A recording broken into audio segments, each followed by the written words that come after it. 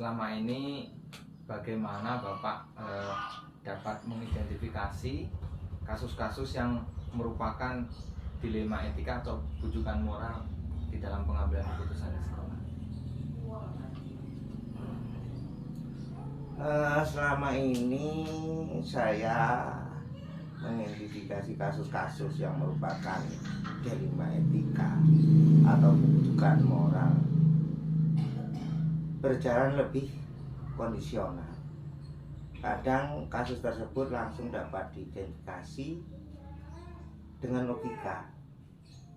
Akan tetapi kadang-kadang memang baik dilema etika maupun bujukan moral dalam mengidentifikasinya itu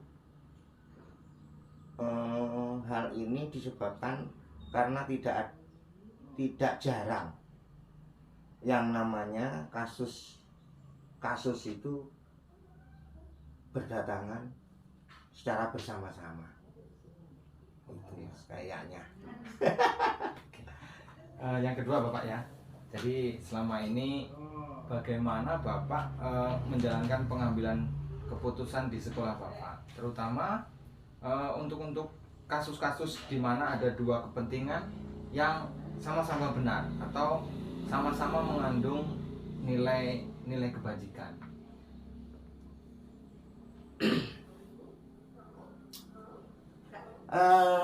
Dalam yang seperti itu, dalam menjalankan pengambilan keputusan di sekolah terkait kasus-kasus di mana ada dua kepentingan yang sama-sama benar atau sama-sama mengandung nilai kebajikan, saya mengambil langkah melalui kolaborasi atau musyawarah.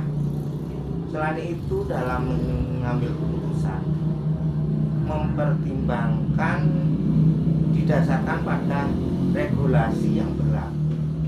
Hal ini dilakukan untuk menghindari pelanggaran terhadap aturan.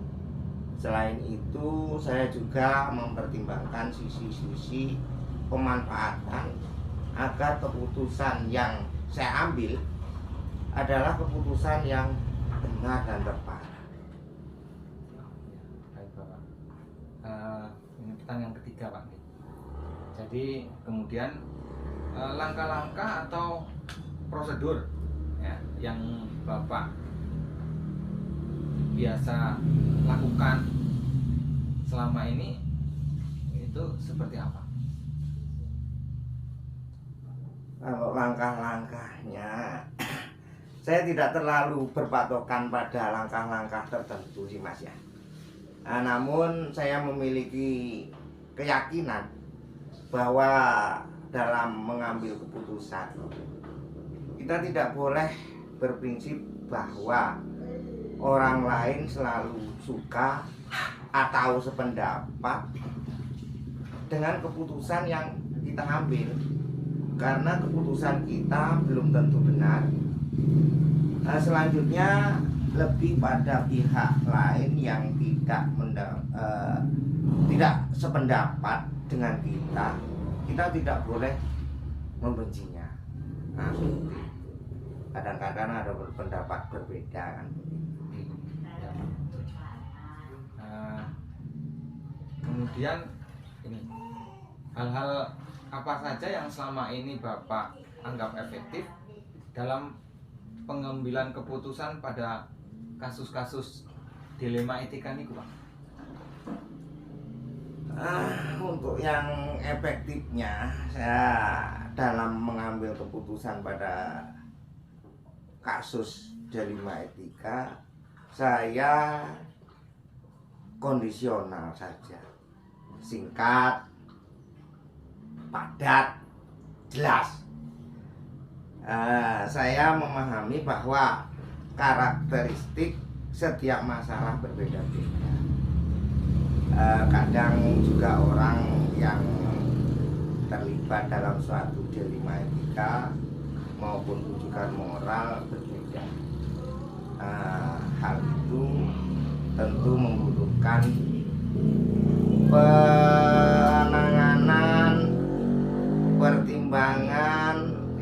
berbeda dalam suatu mengambil keputusan.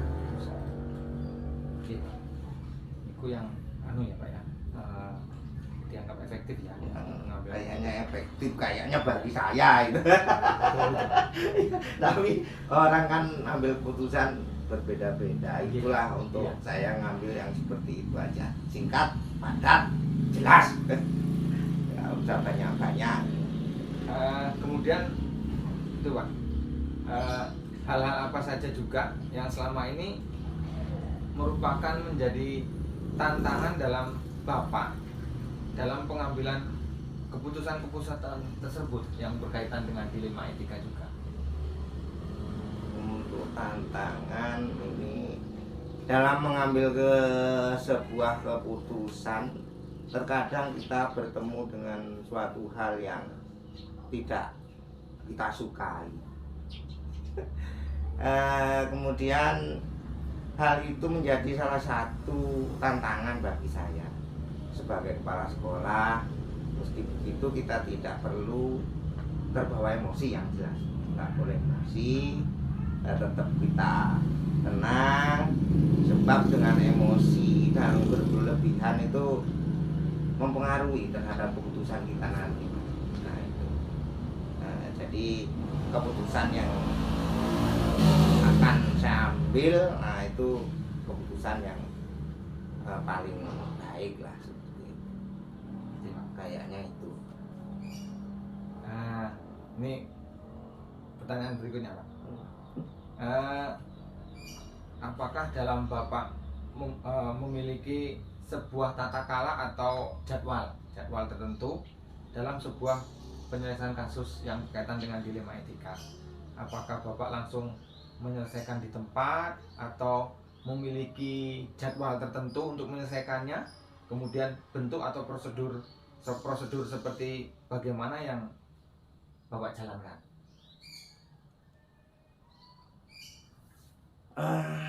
Masalah ini saya ini menyelesaikannya, saya dasarkan pada kompleksitas masalah. Hal itu disesuaikan dengan siapa saja yang terlibat. Saya tidak memiliki prosedur khusus, akan tetapi saya lebih mengedepankan kolaborasi. Ya, seperti itu. Mendahulukan dengan kolaborasi itu yang lebih bagus. Itu kalau prosedur lain-lain saya nggak pakai itu.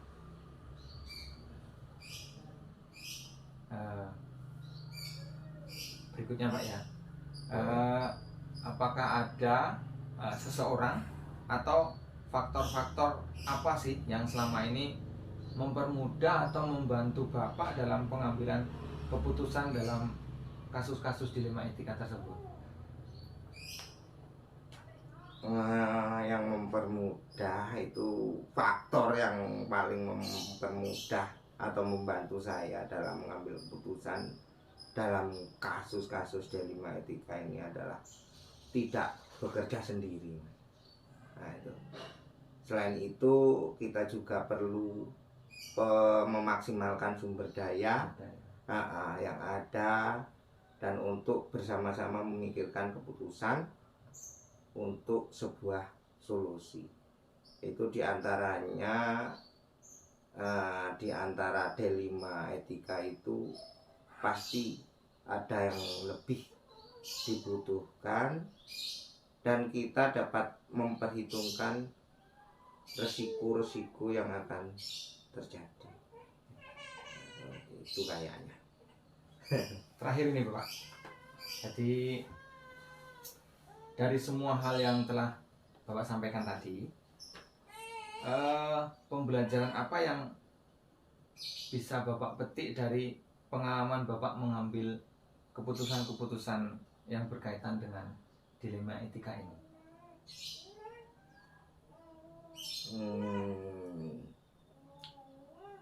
Dalam mengambil sebuah keputusan, baik sebelum proses pengambilan dan pasca pengambilan kita harus sabar. Menurut saya penting untuk senyum, tidak menunjukkan raut muka yang marah dalam setiap kondisi dan perasaan. Selain itu, dalam proses tersebut akan sangat membantu jika ada sebuah kebijakan yang baik antara pemangku kebijakan tersebut. Nah, seperti itu kayaknya. Nah, ini yang menurut saya, Mas. Yang menurut saya. Iya. Terima kasih loh Pak sebelumnya. Jadi ini wawancara saya untuk menggali pengambilan keputusan di sekolah Bapak yang Bapak lakukan. Jadi lebihnya saya mohon maaf udah ganggu waktunya ini. Jadi matur nuwun, terima kasih sangat.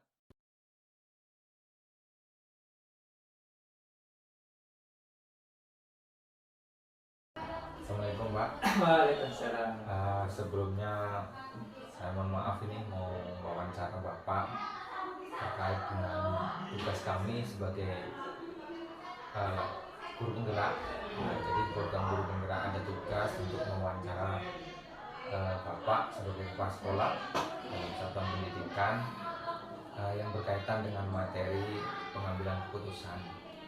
Jadi mohon jauh ya Pak ya. Jadi saya kayak reporter ini mewawancara. Nah, jadi yang pertama, selama ini bagaimana Bapak dapat mengidentifikasi mengenai kasus-kasus yang merupakan dilema etika atau rujukan moral, Pak? Oke, terima kasih.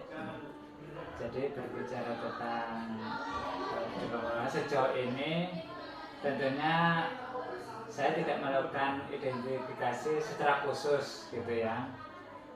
Namun saya akan mempelajari dan tentunya di situ menyimpulkan terhadap kasus-kasus yang terjadi. Ya tentunya kesimpulan tersebut akan saya pergunakan sebagai bahan untuk tindak lanjut dalam pengambilan keputusan, baik itu dilema etika maupun rujukan moral. Mungkin itu. Kemudian selama ini juga bagaimana Bapak menjalankan pengambilan keputusan di sekolah ini, terutama untuk kasus-kasus di mana ada dua kepentingan yang sama-sama benar atau sama-sama mengandung nilai kebajikan. Oke. Jika perlu pengambilan keputusan, maka terlebih dahulu saya akan melakukan yang namanya koordinasi ataupun musyawarah kepada pihak-pihak yang terkait. Ya tentunya kepada guru, orang tua wali murid, bisa juga nanti kepada komite. Langkah ini dilakukan tidak hanya untuk masalah yang barangkali masalah yang serupa, tetapi akan kami lakukan itu beberapa masalah lain yang memang mendesak untuk segera kita ambil keputusan tersebut gitu. Kemudian langkah-langkah atau prosedur seperti apa Pak yang biasa Bapak lakukan selama ini? Dalam pengambilan keputusan berkaitan dengan dilema etika itu maupun rujukan moral, saya tidak memiliki prosedur yang secara baku ya. Akan tetapi saya akan selalu mengusahakan kepada jalan yang namanya musyawarah untuk mufakat gitu. Apabila diperlukan, tentunya kami akan melibatkan komite sekolah, orang tua wali murid, yang tentunya di situ berupa curhatan pendapat kepada orang yang saya pandang itu lebih kompeten. Nah seperti itu. Ya. Kemudian hal-hal apa saja yang selama ini Bapak anggap efektif dalam pengambilan keputusan pada kasus-kasus dilema etika, Bapak? Ya, ada beberapa hal yang tentunya selama ini saya anggap efektif dalam pengambilan keputusan pada kasus dilema etika. Sebagai contoh tentunya adanya musyawarah dengan beberapa orang atau pihak yang terlibat di dalam situasi tersebut. Ya, dalam musyawarah saya akan mengumpulkan fakta-fakta yang tentunya itu relevan berkaitan dengan masalah tersebut. Gitu. Setelah dilakukan pertimbangan yang tentunya matang, baru kemudian kita mengambil keputusan tersebut. Seperti itu. Itu Pak. Kemudian dalam hal ini apa saja Pak yang merupakan tantangan dalam pengambilan keputusan tersebut? Tentunya sejauh ini tantangan kami dalam mengambil keputusan pada kasus-kasus dilema etika tersebut itu adalah ketika berhadapan dengan guru senior ya, yang mungkin belum tentu dia itu paham ya, sebagai barangkali orang baru. Saya mengalami rasa mungkin barangkali bisa saja canggung seperti itu ya. Mungkin saya sadar bahwa rasa canggung tersebut barangkali mungkin lama kelamaan akan hilang ya. Namun saya menganggap bahwa awal dari yang namanya karir sebagai tentunya pimpinan atau sebagai kepala sekolah yang mengatasi rasa canggung tersebut bukanlah merupakan suatu hal yang sangatlah barangkali bagi kami itu sangatlah mudah ya, barangkali ada kesulitannya seperti itu ya. Sehingga tentunya di situ kita membutuhkan waktu ya, dan juga tenaga kita, tentunya juga pikiran untuk berlatih mengalahkan rasa canggung tersebut. Nah, seperti itu. Baik, Pak. Kemudian Bapak memiliki sebuah tata kelola atau jadwal tertentu dalam penyelesaian sebuah kasus dilema etika. Apakah Bapak langsung menyelesaikan di tempat atau memiliki sebuah jadwal untuk menyelesaikannya? Bentuk atau prosedur seperti apa yang Bapak jalankan selama ini? Iya, tentunya saya itu tidak memiliki sebuah tata kelola atau jadwal tertentu dalam sebuah penyelesaian kasus dilema etika itu ya. Tentunya saya lebih kepada yang namanya penyesuaian masalah yang ada. Apabila terjadi masalah tersebut, tentunya kita menuntut untuk segera kita selesaikan ya, maka tentunya saya akan langsung menyelesaikan, tentunya berada di tempat tersebut ya. Namun tidak jarang saya juga menjumpai masalah-masalah yang prosesnya itu penyelesaiannya membutuhkan namanya musyawarah ya, ya, ataupun mungkin bahan yang harus berguru kepada orang yang barangkali itu lebih berkompeten. Nah, seperti itu. Kemudian Pak, adakah seseorang atau faktor-faktor apa yang selama ini mempermudah atau membantu Bapak dalam pengambilan keputusan dalam kasus-kasus dilema etika ini? Menurut saya sejauh ini seseorang ataupun faktor yang mempermudah atau membantu saya itu adalah tentunya teman kita, teman terdekat, ataupun orang yang lebih berkompeten ya, ataupun mungkin orang yang lebih berpengalaman di dalam bidangnya terhadap topik tersebut. Tentunya menghadapi sebuah masalah itu namun saya tidak memiliki pandangan ya sosok yang barangkali mempermudah dari hal tersebut. Saya akan memilih jalan yang barangkali itu kita lakukan secara musyawarah seperti itu ya. Kemudian Pak, ini yang terakhir. Dari semua hal yang telah disampaikan, pembelajaran apa yang dapat Bapak petik dari pengalaman Bapak dalam mengambil keputusan dilema etika ini? Ya, tentunya salah satu pembelajaran tersebut itu adalah bahwa setiap pengambilan keputusan itu sangat penting untuk dilakukan secara yang namanya musyawarah ya, baik dalam lingkup itu yang kecil ataupun mungkin itu nanti lingkup yang lebih luas lagi ya. Artinya bahwa itu perlu adanya musyawarah untuk mufakat. Baiklah Pak, terima kasih atas waktunya. Mungkin itu yang bisa saya gali berkaitan dengan tugas saya sebagai guru penggerak angkatan 8 ini. Lebih dan kurangnya sama minta maaf ya Pak ya. Terima kasih. Semoga aja sukses selalu. Terima kasih Pak. Sama-sama ya.